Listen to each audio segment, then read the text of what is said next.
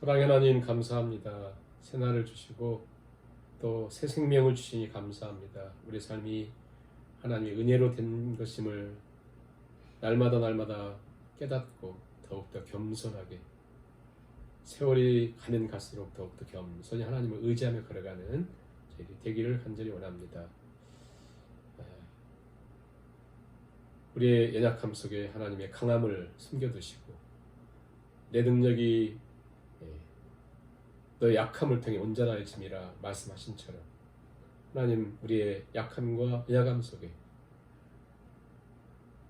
파멸되고 멸망하는 자의 자리에 있지 않고 우리 하나님의 은혜를 붙들고 더욱더 복된 걸음을 걸어가는 이 하루 또 승리의 하루 될 수 있도록 성령의 은총을 도하여 주옵소서. 오늘 하나님께서 말씀으로 인도해 주시기를 바라오며 예수님의 이름으로 기도하옵나이다. 아멘. 찬송가 314장 찬양을 드리겠습니다.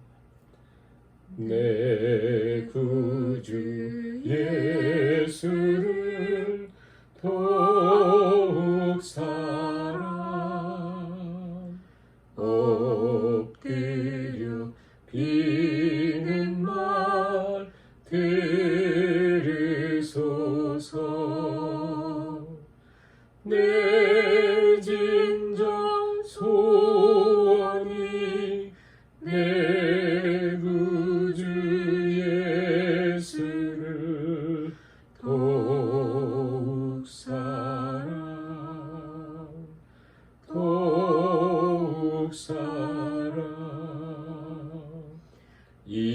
이전엔 세상 나 기뻤어도 지금 내 기쁨은 오직 예수.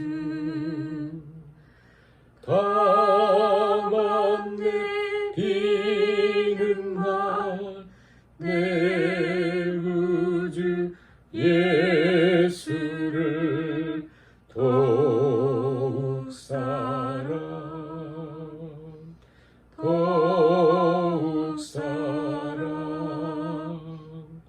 이 세상 떠날 때 찬양하고 숨질 때 하는 말 이것일세. 다만 내 비는 말 내 구주 예수를 더욱 사랑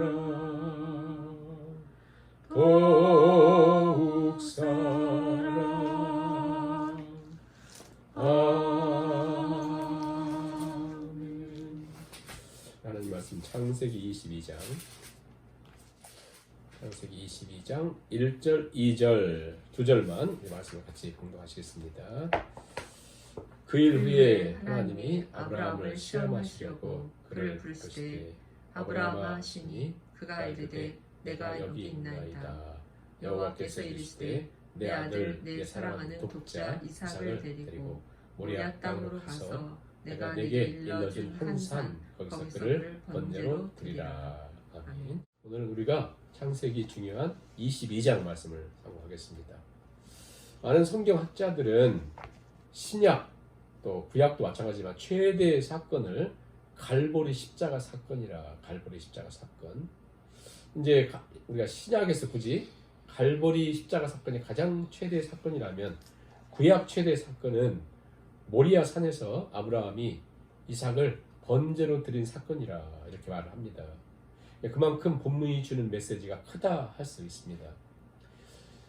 아브라함의 시각에서 또 우리가 언약 백성들이 언약의 시각에서 이삭 약속의 아들 이삭은 무엇보다 엄청난 위치를 차지하고 있죠. 무엇보다 아브라함 가정에서 그 이삭의 태어남 그때부터 생동감, 희망, 기쁨 이삭을 통해서 미래를 내다보고 아무튼 희망이 또 그 전까지만 해도 하나님 약속들이 막연한 이런 약속으로 있었잖아요. 기대였잖아요. 그러나 이삭이 태어난 후로는 현실이 되었습니다.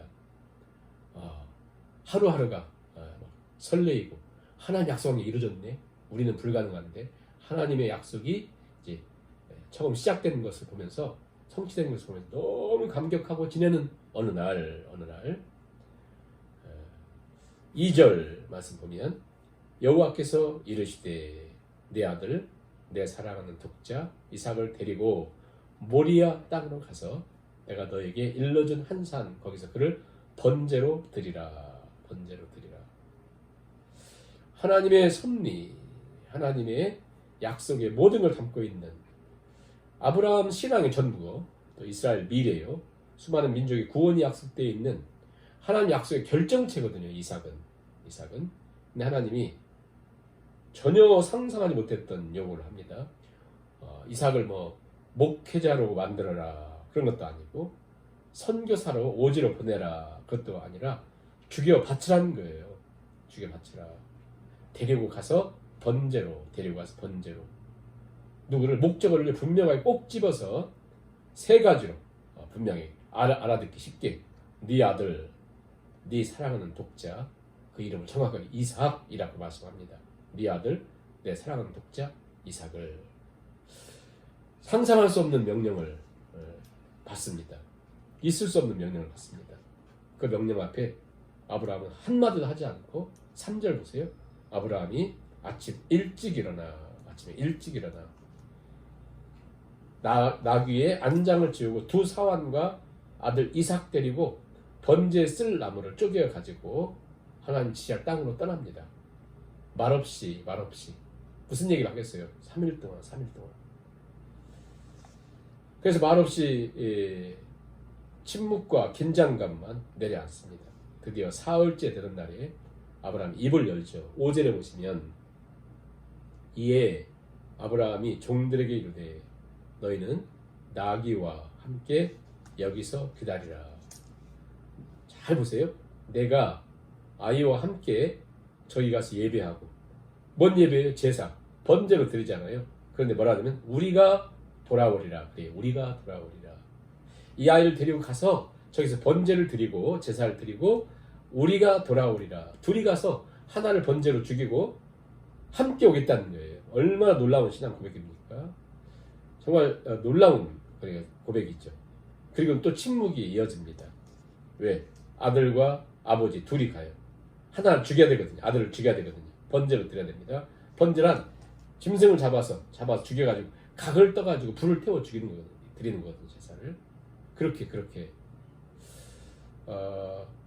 이제 아들과 함께 또 먼 길을 갑니다. 사환들을 놔두고 자신의 몸을 번제로 태울 장작을 등에 지고 갑니다. 아버지가 그 아들의 모습만 봐도 비통한 심정인데 아들의 질문이 이 아버지의 마음을 비수처럼 파고듭니다.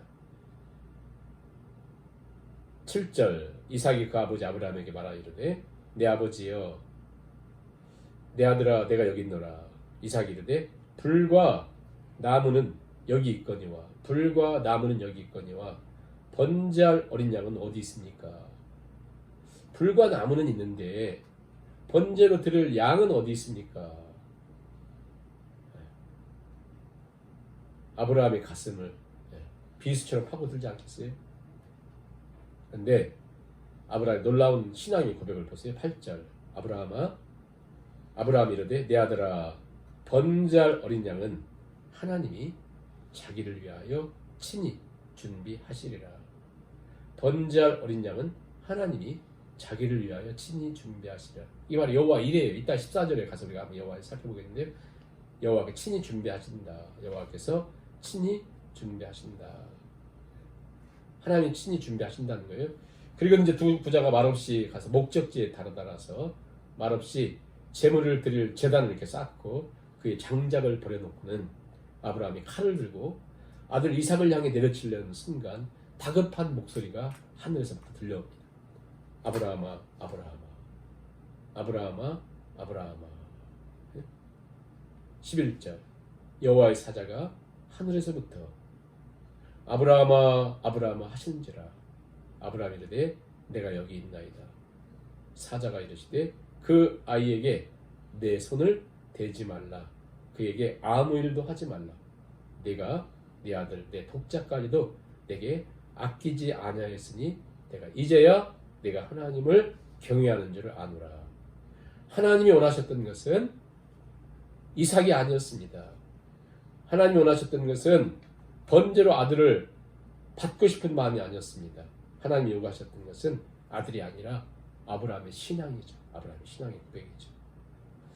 앞으로 열방들을 너의 모든 후손들을 너를 통해서 너의 후손을 통해서 하나님 축복이 흘러가게 될 텐데 너의 고백, 넌 나를 신뢰하는가? 하나님은 아들 이삭을 요구하는 것이 아닙니다. 아브라함의 진정한 마음, 믿음을 요구하시는 것이죠. 차라리 나를 죽이라고 하면 쉬울 텐데 자식을 바치라. 그러나 그 하나님의 요구에 아브라함의 답을 보세요. 하나님이 친히 준비하시리라. 하나님을 위하여 친히 준비하시리라. 하나님이 친히 준비하시리라. 유대인들은요, 이 22장의 이야기를 아케다 그래요. 아케다라고 하는 히브리어는 묶는다. 아들 제단에 묶어서 결박했기 때문에 그런 거거든요. 자신을 하나님께 묶었기 때문에 아예 다 바친 아들이 전부거든요. 희망과 소망과 자기 인생의 삶의 이유와 목적과 모든 것이 어떤 것을 묶은 거예요. 제단에. 그러기 위해서 먼저 자기 자신을 묶는 거거든요. 아케다. 자, 우리에게도 이 말씀을 우리가 질문하는 거죠. 여러분은 나 자신을 하나님 앞에 결박시키며 사는가? 나 자신을 결박하며 사는가? 이 모리아 산에서 아들을 제물로 바치는 이 장면에서 우리는 장차 하나님이 자기 아들을 우리를 위해 희생시킬 것을 메아리로 들려주시고 계십니다. 하나님이 남의 아들, 즉 아브라함의 아들은 죽이지 못하게 멈추게 하셨어요. 그러나 하나님 친히 자신의 아들을 바로 이 모리아 산에서